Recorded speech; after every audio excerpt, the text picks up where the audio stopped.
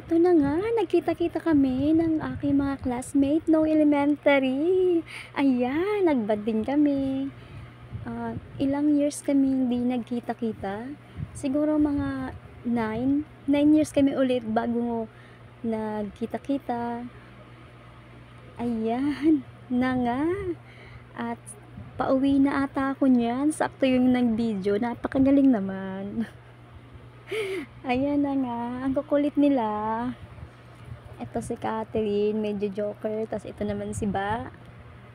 Napaka joker nila, oh. Nagbibiroan kami dito. At wag niyo pong seryosoin yan. At mga biro-biro lang yan. Ayan na nga, papaalam na ako sa kanila at uwi na ako. At may trabaho pa po akong uunahin na dapat i-prioritize ko din. Uy. Ayan na nga, nagpapaalam na ako sa kanila. Ayan, si Jason, si Marco. Ayan, si Marco sa Jason, di ko naman talaga yan classmate. Kabatch ko lang yan. Classmate niya yung kapatid ko. Ayan na nga. Hinahanap niya yung kapatid ko. Bakit daw wala? Ayan na nga. Magpapaalam na nga ako dito sa pasaway na itong makulit na ito. Ayan na. Nagbeso-beso pa. Ayan, malaki na yung mga pinagbago nila. May kanya-kanya na yung iba sa kanila, may kanya-kanya ng buhay.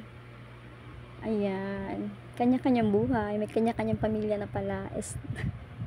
Sorry naman, oh. Ayan na nga, ang kukulit nila. Ayan, at magpapaalam na nga ako sa kanila.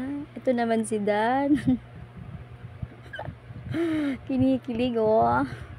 Mga joke-joke lang yan. Huwag niyo seryosohin. Ganyan lang kami mga magbabarkada, magkaklase.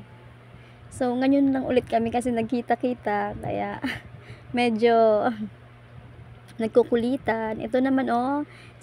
Alam mo sinasabi nyo, naririnig ko kayo. Huwag nyo nang asarin yan. Ayaan nyo na. Umuwi na lang kayo ng maaga at huwag magpakalasing. At huwag magpapagabi.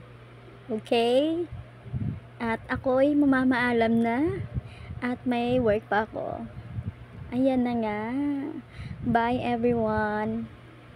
Ayan, huwag kayo magpakalasing ha. Ayan, ang saya-saya nila, oh. Mag-enjoy kayo. At syempre, may work ako kaya at kailangan ko na din yung work ko.